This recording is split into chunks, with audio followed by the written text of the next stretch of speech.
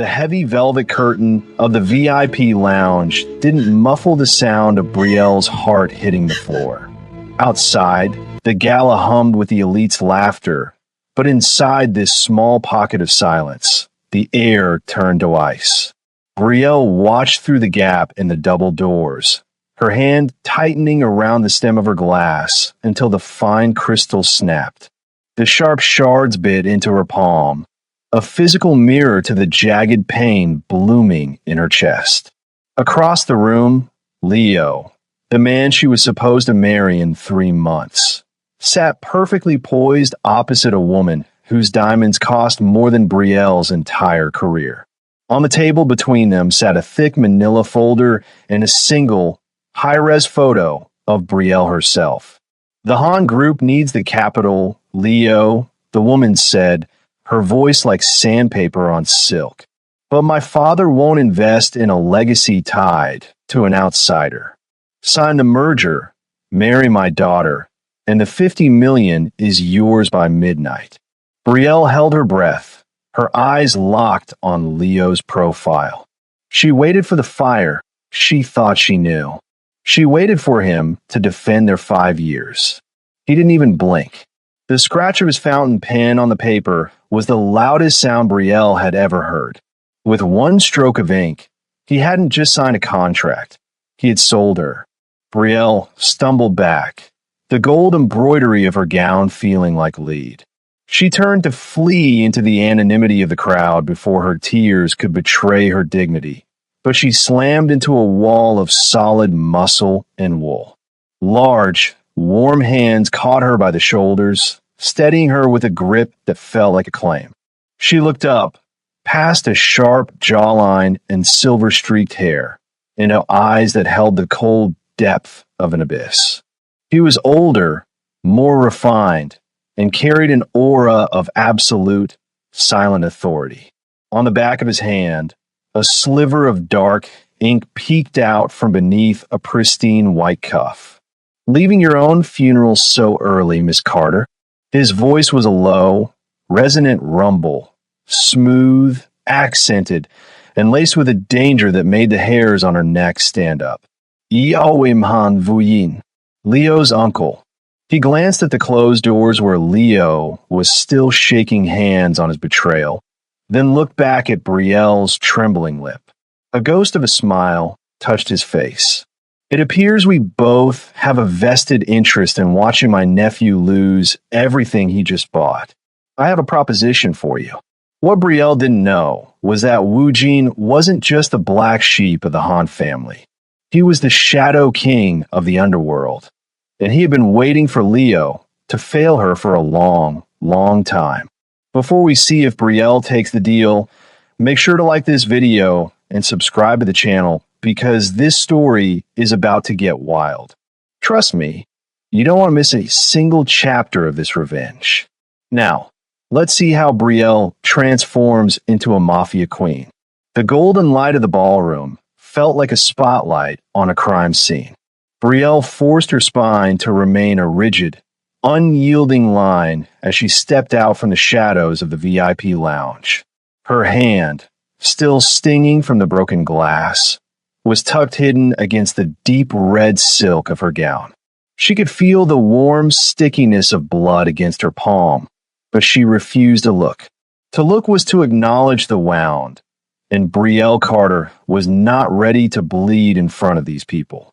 The hum of the gala shifted the moment she appeared. It wasn't a silence. It was a rhythmic curdling of sound, whispers that moved like a virus from one cluster of silk and diamonds to the next. The witnesses of the shift didn't even try to hide their stares. They held their champagne glasses like shields, their eyes scanning her from her elegant curls down to the gold-embroidered hem of her dress, looking for the first crack in her composure. "Is she still here?" A voice hissed from a nearby circle of socialites. "I heard the papers were signed 10 minutes ago. You'd think she'd have the grace to vanish." "Why would she?" Another replied, loud enough to carry over the quartet strings. "Women like that always hold on until the last cent is squeezed out. I suppose the red is fitting. It's the color of desperation. Brielle kept her chin lifted, her eyes calm but unyielding. She moved through the room with a regal grace that seemed to offend them even more than her presence did. She was a black woman in a space that demanded her gratitude for simply being invited, and now that her patron had discarded her, they expected her to shrink. In the center of the room, Leo was already performing his new role. He stood with Victoria Chin, the investor's daughter, a woman who wore her wealth like a weapon. Leo's arm was draped possessively around Victoria's waist, his face flushed with the triumph of a man who had just saved his family's empire. When his eyes met Brielle's, there was no guilt. There was only a cold, flickering annoyance, as if she were a piece of luggage he had forgotten to check at the door. Brielle, Leo said, his voice projecting for the benefit of the surrounding guests. He stepped toward her, dragging Victoria along. I thought you'd left. It's a private event from here on out. Business, you understand. I understand perfectly, Leo, Brielle said, her voice smooth and resonant, cutting through the predatory silence of the room. I just didn't realize your business involves selling things you don't own. A sharp intake of breath rippled through the crowd. Victoria smirked, leaning into Leo. Don't be bitter, darling. It's unrefined. You've had your 3 years of luxury. Surely a girl from your background knows when the lease is up. The insult hit like a physical blow, and for a split second, Brielle's regal mask flickered. The weight of their judgment, the racial barbs hidden in their etiquette, and the sheer scale of Leo's betrayal threatened to pull the air from her lungs. She's right, Leo added, his voice dropping to a cruel undertone. You're making a scene, Brielle. Look at you, standing here in a dress I paid for, acting as if you have a right to be offended. Just go, before I have security escort you out. The crowd moved in closer, the circle tightening like a noose. Brielle felt the familiar, cold panic of being outnumbered. She was alone in a room full of people who wanted to see her break. Then, a shadow fell over the group. It wasn't a sudden movement, but a slow, tectonic shift in the room's atmosphere. The temperature seemed to drop, and the whispers died a sudden, violent death. A heavy, warm hand settled firmly on Brielle's shoulder. The contact was electric, not the frantic energy of Leo's touch, but a grounded, absolute weight. I believe the lady was in the middle of a sentence, Leo. The voice was a low, dangerous rumble that commanded the space without effort. Leo blanched, his hand dropping from Victoria's waist as if he'd been burned. Han Wu-jin stepped forward, pulling Brielle back against the solid breadth of his chest. In his impeccably tailored tuxedo, with his silver-streaked hair and unreadable expression, he looked like a god of the underworld masquerading as a gentleman. The subtle tattoos on his hands caught the light as his grip on Brielle's arm tightened, a gesture of pure, dominant protection. Uncle Wu-jin, Leo stammered, his bravado vanishing instantly. I didn't know you were attending. This is a private matter. We were just asking Miss Carter to leave. Wu-jin's eyes moved to Leo, cold and predatory. He didn't look at Leo like a nephew. He looked at him like a bug beneath a polished heel. Asking, Wu-jin echoed, the word dripping with quiet menace. It sounded more like a threat, and I find I have very little patience for men who threaten what belongs to me. The ballroom went deathly still. Victoria's smug expression had been replaced by a mask of pure shock. The witnesses exchanged frantic glances. The balance of power hadn't just shifted, it had been demolished. Wu-jin turned his gaze to Brielle. His eyes weren't cold when they looked at her. They were searching, assessing the fire behind her defiance. He took her wounded hand, the one she'd been hiding, and brought it into the light. He didn't flinch at the blood. Instead, He pulled a silk handkerchief from his pocket and began to wrap it around her palm with slow, deliberate care. "You're bleeding, Brielle," he murmured, his voice loud enough only for her and the stunned circle around them. "But don't worry. I find that the people who cause my wife pain usually end up bleeding much more." He didn't wait for a response. He tucked her arm into his grip controlled and commanding. "Let's go," Wu Jin said, turning his back on Leo and the frozen crowd. "We have a contract of our own to discuss, one that doesn't involve pennies and corporate mergers." As I walked toward the exit, Brielle didn't look back. She didn't need to. She could feel the weight of every eye in the room on her, no longer with judgment, but with a terrifying, newfound respect. She had walked into the room a discarded fiancé, but as the doors swung open for Han Wujin, she walked out as something else entirely. She had stepped into a power that was dark, dangerous, and absolutely hers. The heavy double doors of the ballroom swung shut behind them, cutting off the suffocating perfume and the jagged whispers of the elite. The silence of the corridor was absolute, broken only by the rhythmic click of Brielle's heels and the heavy, deliberate tread of the man beside her. Wu Jin did not release her arm.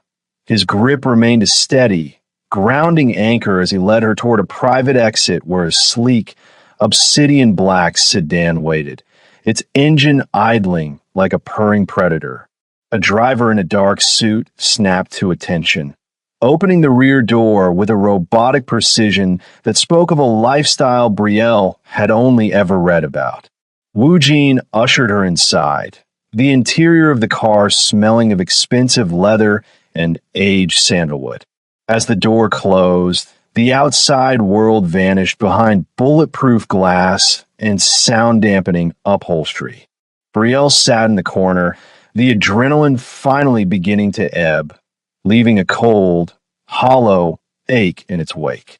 She looked down at her hand, now wrapped in Wu Jin's silk handkerchief. The white fabric was stained with a small, blooming Rorschach test of crimson. "You are remarkably quiet, Brielle," Wu Jin said. He sat across from her, his long legs crossed, looking every bit the sovereign of a hidden kingdom. He didn't look at her with pity. Pity was a cheap emotion. He looked at her with a terrifying level of recognition. "I'm waiting for the other shoe to drop," Brielle replied, her voice steady despite the tremor in her heart. "Men in this city don't rescue women out of the goodness of their hearts. Especially not men who carry themselves like you do." Wu Jin leaned forward, the dim amber light of the cabin catching the silver in his hair and the hard, unyielding lines of his face. "You're right. Altruism is a luxury I have never been able to afford. I didn't step in because I am a hero. I stepped in because Leo Han is a fool who has forgotten that every debt eventually comes due." He reached into his breast pocket and pulled out a slim, gold case, offering her a cigarette, which she declined with a slight shake of her head. "Leo thinks he has saved the Han Group by selling you to the Chins," Wu Jin continued, his voice dropping to a gravelly register. "He thinks that $50 million buys him a seat at the high table. What he doesn't know is that the table belongs to me." "You're his uncle," Brielle said, her brow furrowing. "The black sheep Gregory Han used to warn me about. He said you were a criminal, a man who dealt in shadows." "My brother has always had a flair for the dramatic," Wu Jin said, a ghost of a smirk playing on his lips. "I'm a businessman, Brielle. I simply operate in a market where the rules are written in blood rather than ink. Decades ago, Gregory and Leo's father conspired to cut me out of the family legacy, branding me a pariah so they could consolidate the Han fortune. They built their legitimate empire on the back of my inheritance." He paused, his eyes locking onto hers with an intensity that felt like a physical weight. "I have spent 20 years building a world they cannot even conceive of. And now, My nephew has handed me the perfect weapon to dismantle theirs. Me, Brielle whispered. You, he confirmed. Leo didn't just break your heart. He insulted your value. He treated you like a liability to be liquidated. But in my world, a woman with your brilliance, your composure, and your intimate knowledge of the Han Group's inner workings is the ultimate asset. I want to see Leo crawl. I want to see my brother watch as the empire he stole from me is dismantled brick by the very woman he deemed unsuitable. The car glided through the rain-slicked streets of the city, the neon lights blurring into streaks of blue and violet against the windows. What is the proposition? Brielle asked, her grace and defiance returning to the forefront of her expression.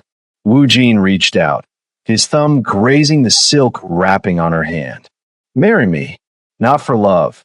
At least, not the kind Leo pretended to give you. Marry me for power. Become the matriarch of a house that the Hans fear. I will give you the resources to expand your firm globally, the status to walk into any room and watch the elite bow, and the protection of a man who never breaks his word. And in return, you help me burn his world down, Wu Jin said, his expression turning feral. I want the Han Group under my thumb. I want Leo to see you every day and realize that by trading you for 50 million, he lost a kingdom. Brielle looked out at the passing skyline, the weight of the gold embroidery on her dress no longer feeling like a burden, but like armor. She thought of Leo's smug face, Victoria's condescending smirk, and the way the crowd had looked at her like she was a ghost. She turned back to the man in the shadows, the Mafia boss who held his hand out to her not as a savior, but as a partner in war. He told me I was an outsider, Brielle said softly, her chin lifting. He told me I didn't belong in his world. Then let's build a new one, Wu Jin replied, where you are the one who decides who belongs. The black sedan turned onto a private road, winding upward through a dense forest of ancient pines that seemed to swallow the city's neon glow. When the iron gates finally swung open, they revealed a fortress of glass and stone perched on the edge of cliff. This was not the gilded, gaudy mansion Brielle had shared with Leo. This was a sanctuary built with the cold precision of a predator's den. As they stepped out of the car, the mountain air was sharp and biting. Wu Jin did not offer her his arm this time. He simply walked beside her, his presence a silent command. They were met at the entrance by two men in suits that looked identical to the ones worn by the elite at the gala.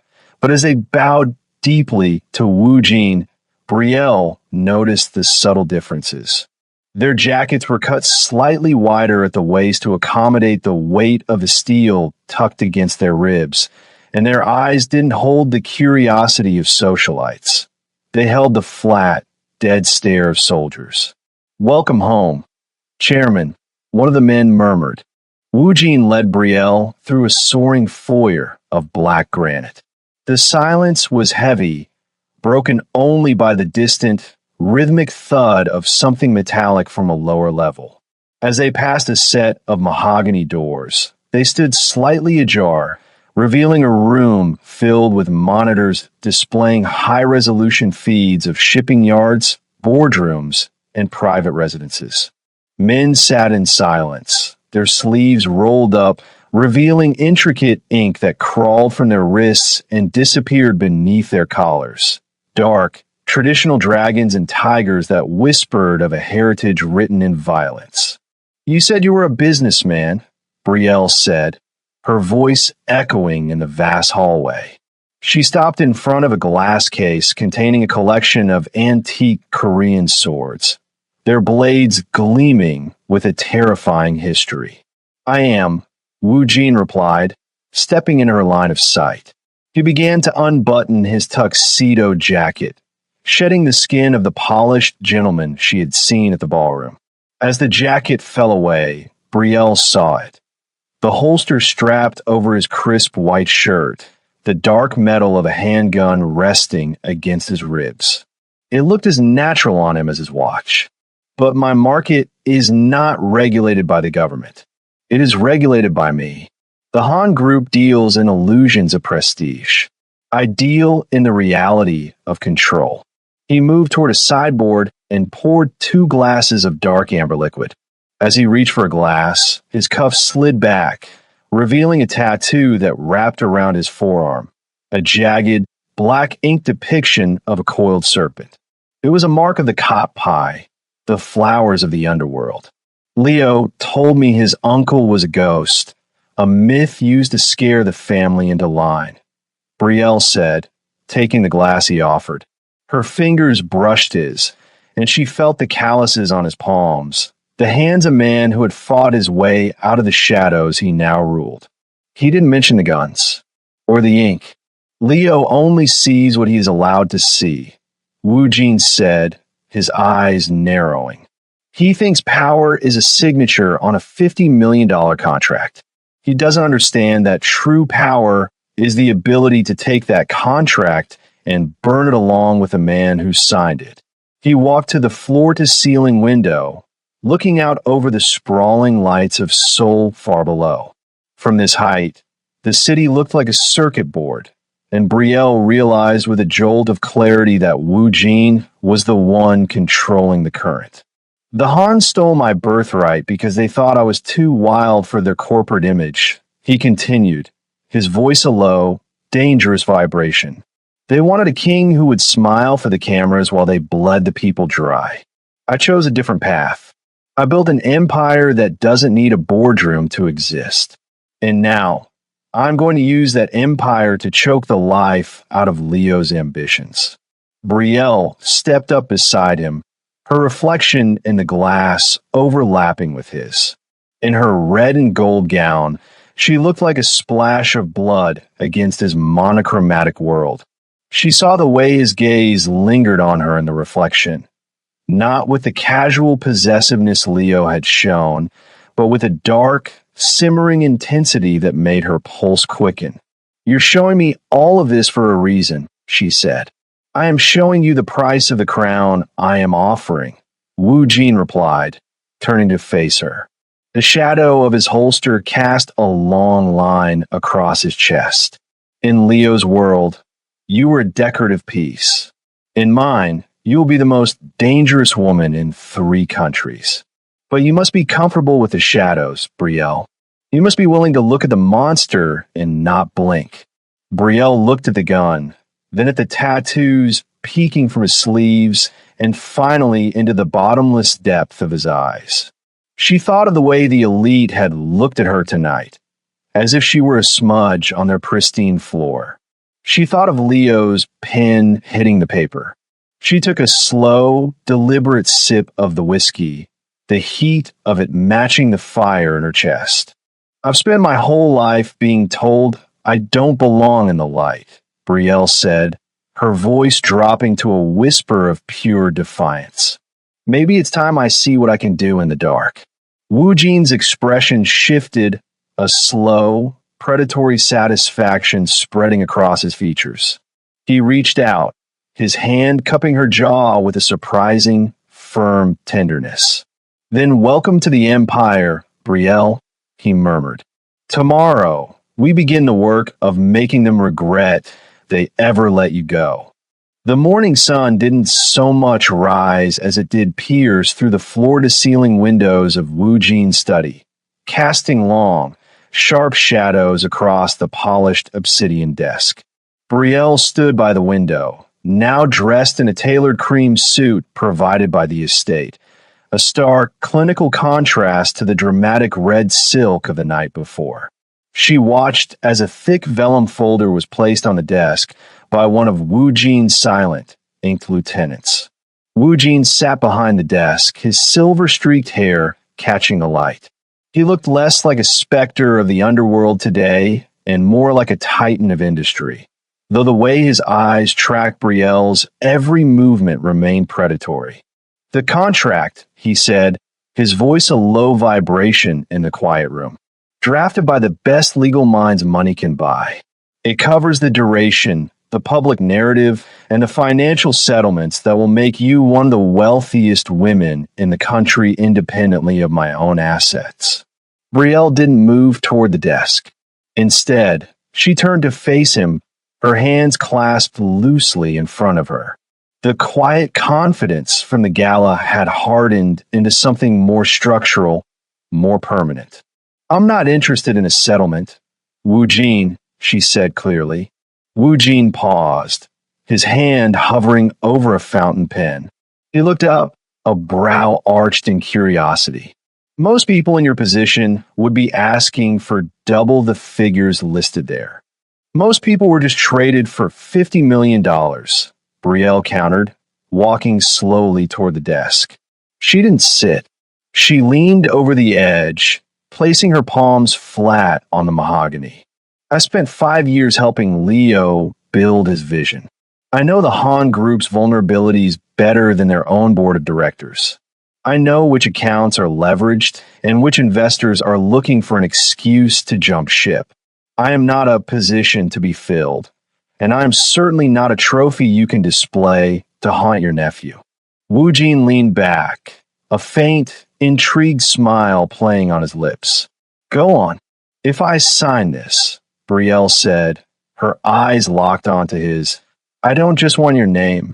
I want a seat at the table, not as your wife, but as a partner.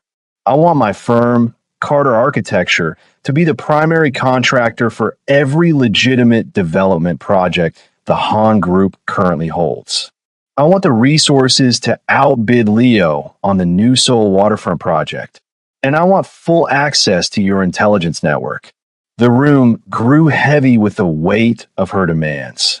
In the world of the cop pie, women were often shadows or prizes, rarely players.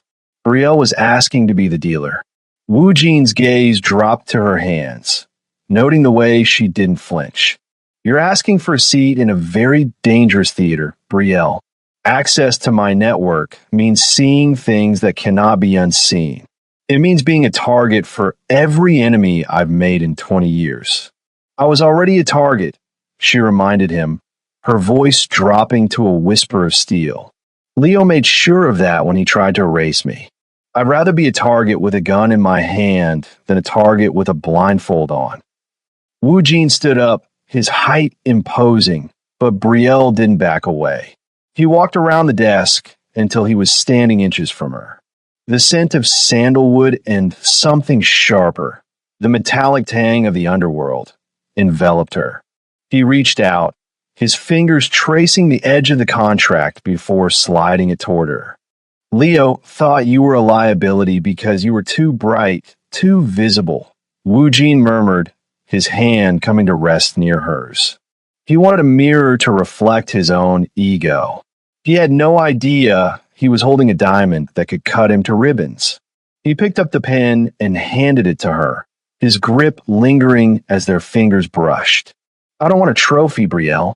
I want a queen. Someone who can stand beside me while the world burns. Not someone I have to hide behind the curtains. Brielle took the pen. She didn't look at the financial figures. She didn't look at the clauses about marital duties or public appearances. She looked at him, the man who saw her not as an outsider to be tolerated, but as a force to be unleashed. One more thing, she added, the pen poised over the signature line. Yes, when Leo falls, she said, I want to be the one who delivers the news. Wu Jin's laughter was short and dark, a sound of genuine appreciation. I wouldn't have it any other way. With a firm, elegant hand, Brielle signed her name. The ink was black and permanent, a death warrant for the life she had known and a birth certificate for the woman she was becoming. She wasn't just marrying a mafia boss. She was entering a pact that would redraw the map of the city's power. As she laid the pen down, Wu Jin took the folder and handed it to the waiting lieutenant. It's done, he said. Get the cars ready. We have a board meeting to crash. Brielle felt a surge of cold, intoxicating triumph. The weight of the gold was gone, replaced by the sharp, surgical edge of a partner in a shadow empire. She had stepped into the power, and for the first time in her life, she wasn't afraid of the dark. The glass-walled lobby of the Han Group headquarters was a shrine to the family's ego, but today, it felt like a stage set for a reckoning. Brielle stepped out of the elevator, the sharp click of her stiletto heels echoing against the marble like a countdown. Beside her, Wu Jin walked with a terrifying, unhurried grace, his hand resting casually in his trouser pocket, his other arm offering Brielle a solid, unshakable support.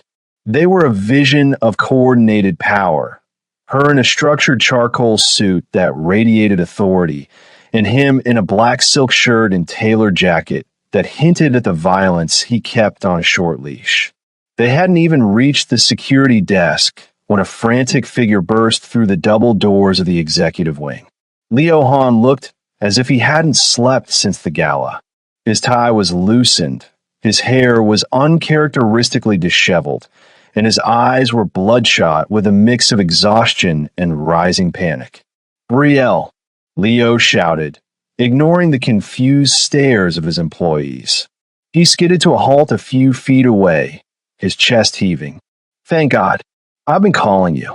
I've been to your apartment, your office. I thought something had happened to you." Brielle stopped, her expression as smooth and unreadable as a sheet of ice. She didn't pull away from Wu Jin. If anything, she leaned into his presence. "Nothing happened to me, Leo.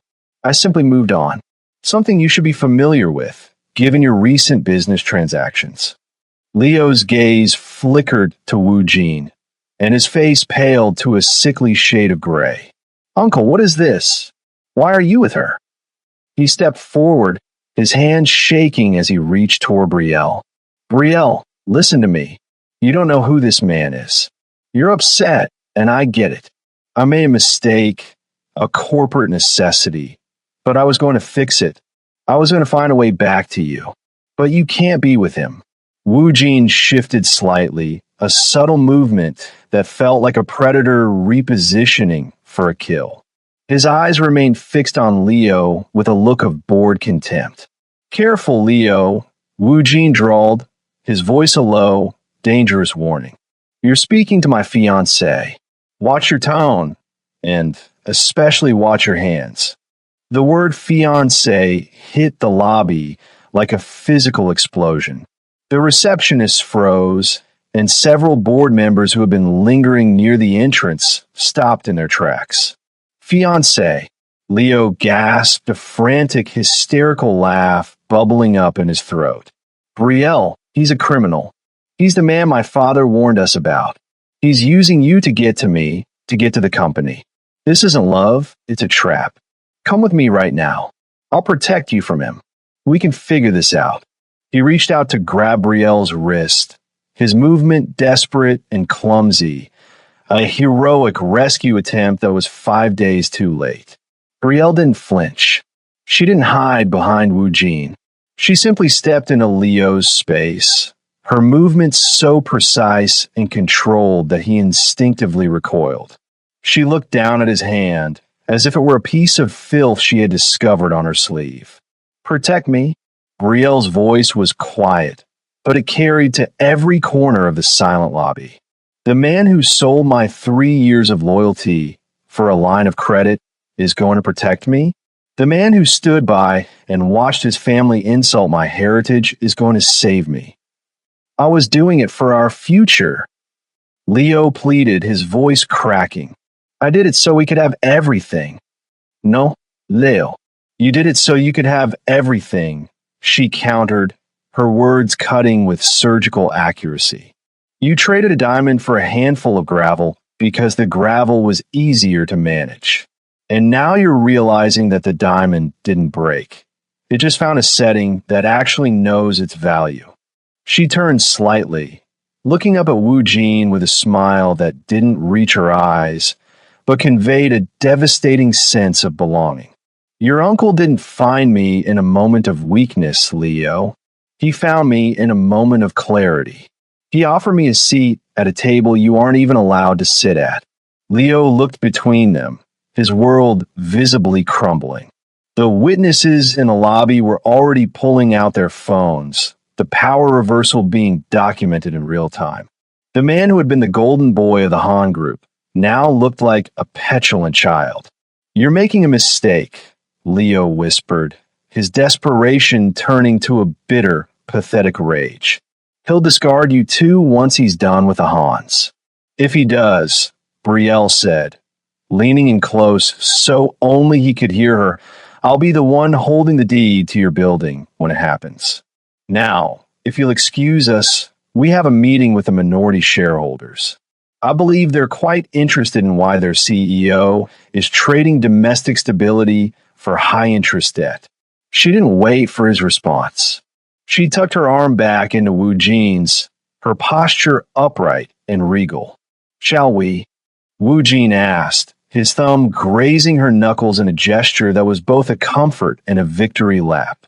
"Absolutely," Brielle replied. As they walked toward the executive elevators, the crowd parted for them like the Red Sea. Leo remained standing in the center of the lobby, frozen mid-gesture, his mouth open in a silent scream of disbelief. He had expected tears, or perhaps a secret plea for help. Instead, he had been met with the cold, calculating precision of a woman who was no longer his, and a man who was about to take everything else he had left. The Grand Opera House had been converted into an arena of soft velvet and lethal ambition. Tonight, the air didn't smell of old wood and music. It smelled of perfume, ego, and the cold scent of new money. This was the high-stakes auction for the Udo waterfront project, a piece of land that represented the heartbeat of Leo's future development plans. Without it, the Han Group's recent merger would be a hollow shell. Brielle arrived not as a guest, but as a statement. She stepped onto the red carpet, draped in a gown of midnight blue that shimmered like oil on water, her neck adorned with a collar of black diamonds that Wu Jin had fastened himself an hour earlier.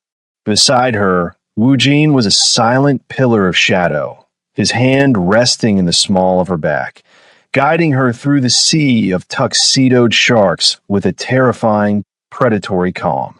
As they entered the main hall, the chatter died down to a frantic hum. Across the room, Leo stood with Victoria Chin. Victoria looked stunning in a sharp, white designer dress, her expression tight and triumphant as she clutched a gold bidding paddle. Leo, however, looked haunted.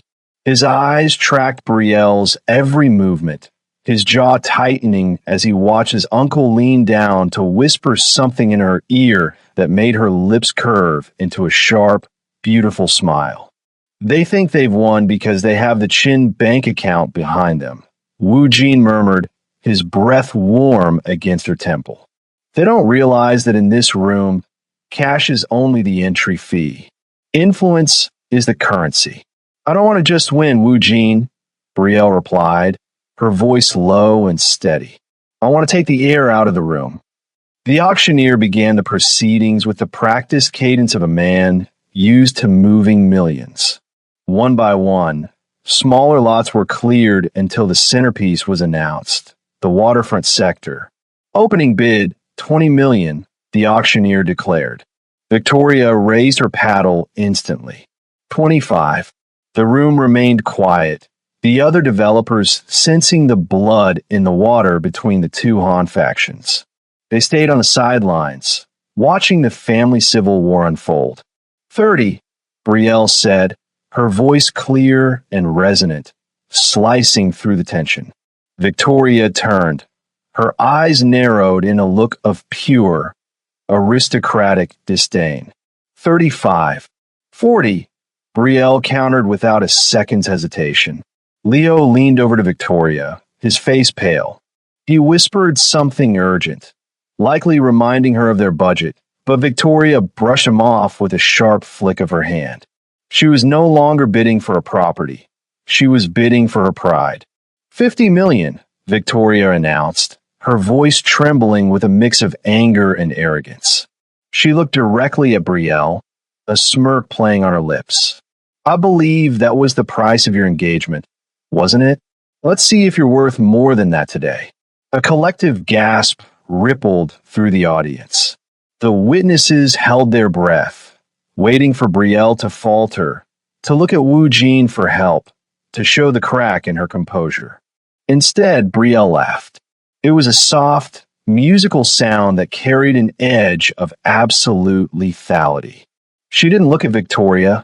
She looked at the auctioneer. 75 million, Brielle said. The silence that followed was heavy and suffocating. Even the auctioneer paused, his hammer frozen in midair. 75 million was nearly double the projected value of the land. It was a move of pure, unadulterated dominance. Victoria's face drained of color. She looked at Leo, then at the numbers on her tablet, realizing she had hit her limit. The Chin family was wealthy, but they were conservative. They didn't play for stakes this high on a whim. 75 million once, the auctioneer called out, his voice tinged with disbelief. Leo stepped forward, his voice a frantic hiss. Brielle, stop this. You're overpaying. You'll ruin the project before it even starts. Uncle, tell her. Wu Jin didn't even look at Leo. He simply adjusted his cuff, the dark ink of the serpent tattoo visible beneath the white silk. The lady knows exactly what she is doing, Leo. Perhaps you should have paid closer attention to her talent when it was free. 75 million twice. Victoria's paddle remained lowered. She looked at Brielle with a hatred so pure it was almost tangible. But behind the hate was a new, cold realization. She had been outmatched. Sold to the lady in blue. The sound of the gavel hitting the wood was like a gunshot. Brielle stood up, her posture upright and regal, and turned to face the room. She didn't look like a woman who had just spent a fortune. She looked like a queen who had just reclaimed her territory. She walked toward Leo and Victoria, the crowd parting for her as if she were a storm. She stopped inches from Victoria, her eyes calm and unyielding. You were right about one thing, Victoria, Brielle said, her voice a cool, clinical whisper. It's all about the position, and it appears mine is now significantly higher than yours. She turned to Leo, whose mouth was still open in a silent scream of loss. I'll be sending the architectural plans to your office by Monday. Since I own the land, I've decided to change the zoning. Your planned hotel is now a public park. I believe you'll find the loss of revenue unrefined. As she turned and walked back to Wu Jin, he draped his arm over her shoulders, his grip firm and controlled. They walked out of the hall as the witnesses broke into a frenzy of whispers. Brielle felt the weight of the black diamonds around her neck, but more than that, she felt the fire of her own power. She had made her debut, and the city would never be the same. The office of the Han Group was no longer a sanctuary of corporate power. It had become a glass-walled cage. Leo stood by the floor-to-ceiling windows, watching the sun set over the Seoul skyline, but all he could see was the literal ground being pulled out from under him. The waterfront property he had lost to Brielle at the auction wasn't just a plot of land. It was the collateral for his entire merger with the Chins. Without it, the empire he had sold his soul to protect was nothing more than a house of cards in a hurricane. The heavy mahogany doors burst open, and Victoria Chin stormed in, her face a mask of cold, aristocratic fury. She threw a thick stack of legal documents onto Leo's desk, the sound echoing like a gavel. It's over, Leo, she said, her voice devoid of the calculated sweetness she usually reserved for the cameras. My father is pulling the investment. All 50 million. We're out. Leo turned, his face haggard and pale. You can't. We have a contract, Victoria. The merger is halfway through the regulatory process. If you pull out now, the Han Group will collapse within 48 hours. Then start making funeral arrangements for your company. Victoria snapped. She stepped closer, her eyes glittering with a mix of fear and contempt. Do you have any idea what's happening in the markets? This morning, 3 of our primary shipping partners in Busan canceled their contracts with us. By noon, our credit lines at the national banks were temporarily frozen for auditing. My father received a call from a man he refuses to name, a man who suggested that being associated with the Hans was currently a terminal health risk for our portfolio. Leo's breath hitched.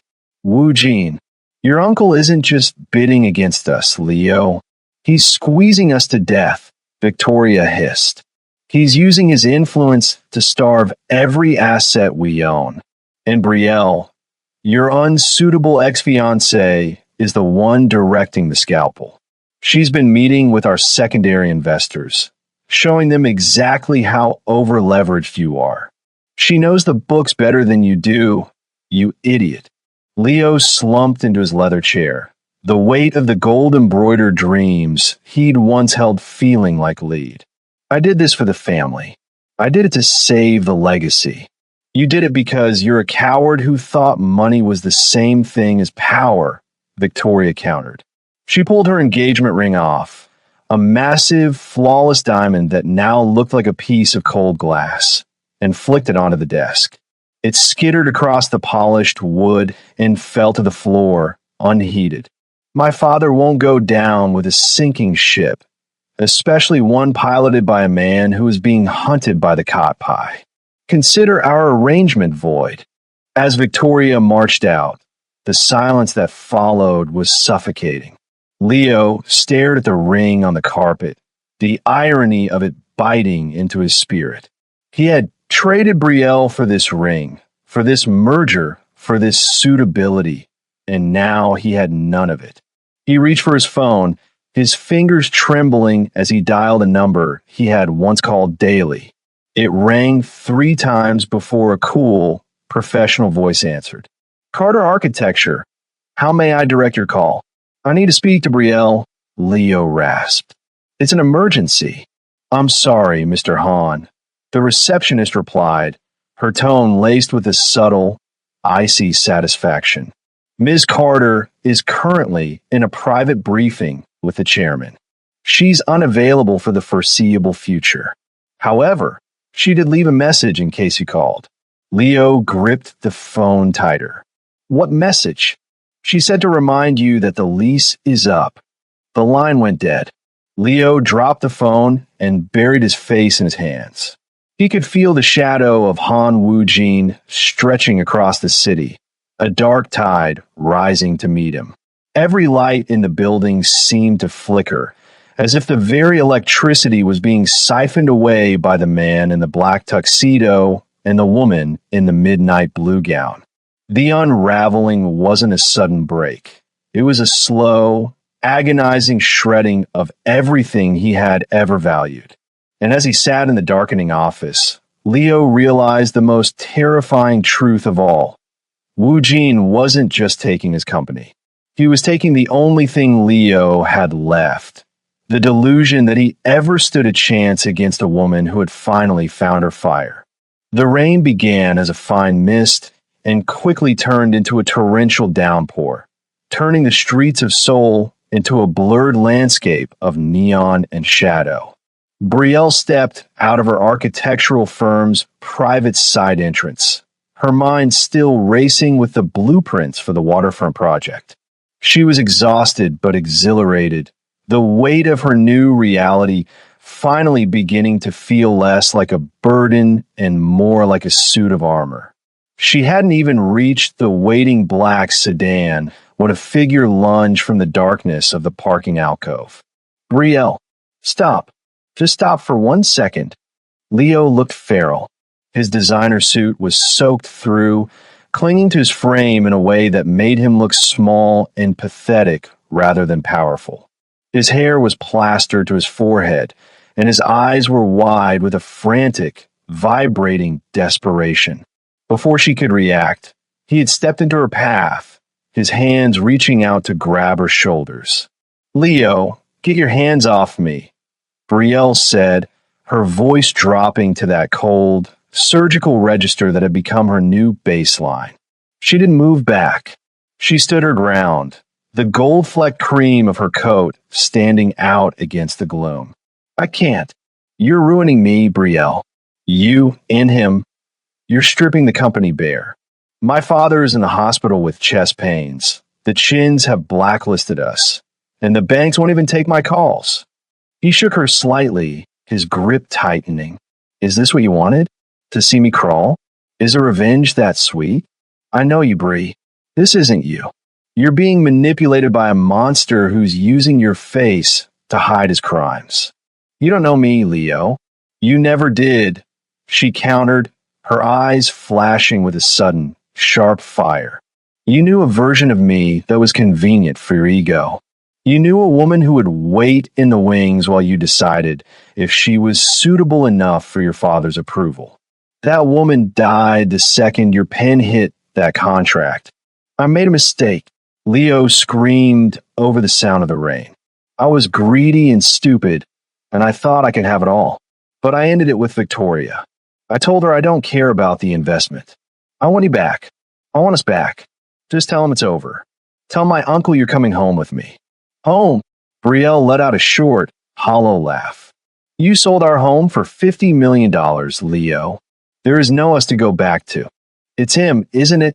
Leo's face twisted with a bitter, jealous rage. He leaned in closer, his breath smelling of stale coffee and scotch. You've actually fallen for him. Or is this just an act to hurt me? Because I know you wouldn't actually fall for some gangster old enough to be your father. He's a killer, Brielle. Do you even know how many people he's erased to build that estate you're sleeping in? And if she has, the voice didn't come from the car. It came from the shadows directly behind Leo, a deep, masculine drawl that sounded like the sliding of a blade from a scabbard. Leo froze. His hands dropped from Brielle's shoulders as he turned slowly. Han Wujin stood 5 feet away, devoid of his usual umbrella or his polished corporate restraint. He was drenched, his silver-streaked hair swept back, his silk shirt clinging to the muscular contours of a body built for violence. But it was his face that stopped Brielle's breath. For the first time since she had met him, the chairman was gone. In his place was a man with a truly feral expression, a look of such raw, unchecked lethality that the air seemed to vibrate around him. His eyes weren't just cold. They were predatory, fixed on Leo with a promise of absolute annihilation. The tattoos on his neck and hands seemed to pulse in the dim light. No longer hidden accessories, but marks of a life lived in blood. Uncle, Leo stammered, his voice climbing an octave. I was just talking to her. You were touching her, Wu Jin corrected, his voice so low it was almost a whisper. He stepped forward, and the sheer weight of his presence forced Leo to stumble backward. I told you once to watch your hands, Leo. I don't give second warnings to family. Wu Jin didn't reach for a gun. He didn't have to. He moved with a speed that Brielle couldn't track, his hand shooting out to catch Leo by the throat. He slammed his nephew against the concrete pillar of the parking garage with a sickening thud. She is not a move in your game. She is not a mistake. You get a fix, Wu Jin hissed into Leo's ear. The mask had completely shattered, revealing the Mafia boss Brielle had only heard rumors of. She is the woman who will sit at the head of this table while you beg for scraps on the street. If you ever approach her again, if you even speak her name in a room I can hear, I will ensure that the Han legacy ends with your heartbeat. Do you understand me? Leo could only manage a choked, terrified nod, his feet dangling inches off the ground. Wu Jin dropped him like a piece of trash. He didn't spare Leo another glance as the younger man collapsed into a heap, gasping for air. Instead, Wu Jin turned to Brielle. The feral heat in his eyes didn't vanish, but it shifted as it landed on her. He reached out, his hand trembling slightly with the adrenaline of the hunt, and tucked a wet curl behind her ear. His touch was terrifyingly firm, a claim made in the presence of an enemy. "Are you hurt?" he asked, his voice still vibrating with that dark, tectonic energy. Brielle looked at Leo, sobbing in the rain, and then back at the monster standing before her. She saw the ink, the scars, and the predatory hunger in Wu Jin's gaze. For the first time, she truly saw the man she had married, the man who would burn a city down just to keep her warm. And to her own surprise, she didn't shrink away. She reached up and placed her hand over his, her fingers tracing the serpent tattoo on his wrist. "I'm fine," Brielle said, her voice echoing his own lethal calm. "Let's go home, Wu Jin. We have a kingdom to run."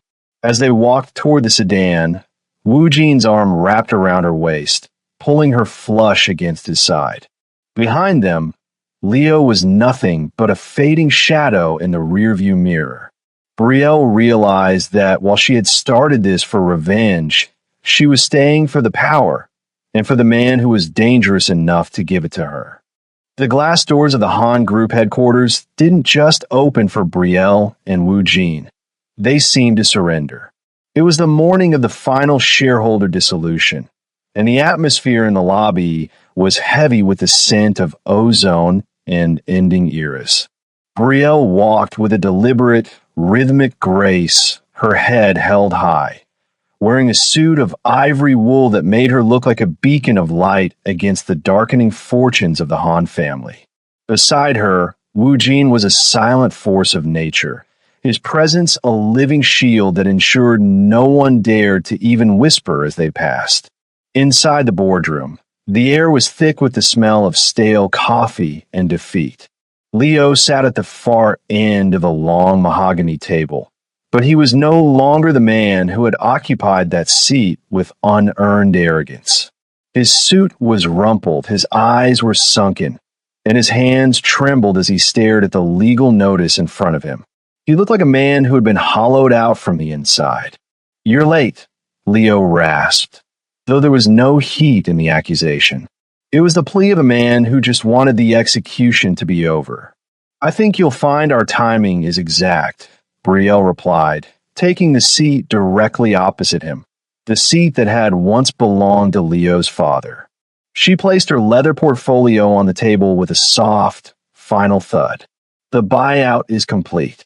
Wu Jin's holdings now account for 60% of the voting shares.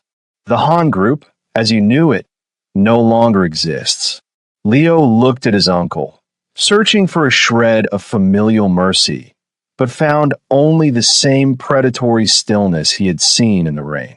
"You took everything," Leo whispered. "My home, my credit, my name. I have nothing left." "You have exactly what you valued most, Leo," Wu Jin said, his voice a low, resonant vibration that seemed to rattle the very windows. "You have your suitability. You are perfectly suitable for the life you have built for yourself. A life without loyalty, without vision, and now, without a kingdom." Brielle leaned forward, her eyes calm but unyielding. She pushed a single document across the table. "This is your severance. It's enough to keep you in a small apartment far from this district. It is significantly less than $50 million, but then again, your value has depreciated quite rapidly." Leo stared at the paper, a single tear tracking through the dust of his pride. He didn't fight. He didn't scream. He simply picked up his pen, the same pen he had used to sign Brielle away, and signed the forfeiture of his empire. When he finished, he stood up and walked out of the room without looking back, a ghost fading into the shadows of a legacy he had helped destroy. The room cleared quickly after that, leaving only Brielle and Wu Jin in the silence of the high-rise. Brielle walked to the window, looking out over the city. From this height, she could see the waterfront project site, where her cranes were already moving, breaking ground on a new future. She felt a surge of intoxicating power, a realization that she was no longer the architect of other people's dreams. She was the architect of her own destiny, the most powerful woman in the city, standing at the side of a man the world feared. Wu Jin stepped up behind her, his warmth radiating through her suit. He didn't say anything, but his hand came to rest on her waist, his thumb tracing the line of her hip with a slow, possessive rhythm. "Is it enough?" he asked softly. "It's a beginning," Brielle replied, turning in his arms to face him. She looked into his eyes, seeing the man who had rescued her, the man who had empowered her, and the monster who had shown her his feral side. As she leaned in to kiss him, her gaze caught a glimpse of a file left open on the desk behind him, a file he hadn't intended for her to see just yet. It was a dossier on her own family, dating back years before she had ever met Leo. There were photographs of her childhood home, records of her parents' business failures, and a series of encrypted notes that suggested her meeting with Leo might not have been the accident she always believed it to be. The kiss was deep and laced with the taste of victory, but as Brielle pulled away, she saw a flicker of something in Wu Jin's expression, a shadow that didn't belong to the afternoon sun. She realized then that while the war with the Hans was over, a much more complex game was beginning. Her husband was a man of 1,000 layers, and she had only just peeled back the first.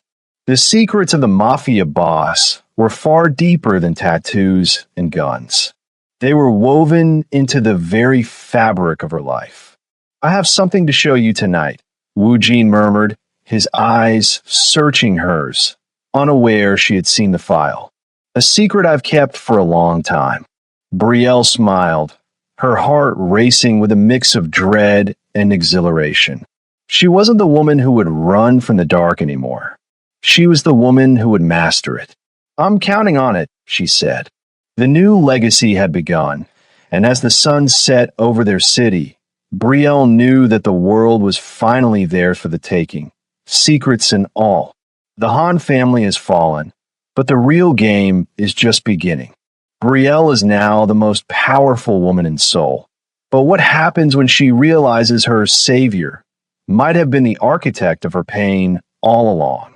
Are you Team Wu Jin and Brielle? Let me know in the comments if you think their marriage will turn into real love, or if Wu Jin is just using her for a darker plan. Don't miss part 2. The Kong family and the secrets Wu Jin is hiding are about to explode. Hit that like button if you enjoyed Brielle's transformation, and subscribe with notifications turned on so you're the first to see the next chapter. Trust me, you aren't ready for the secrets Wu Jin hasn't told her yet. Thanks for watching, and I'll see you in the next one.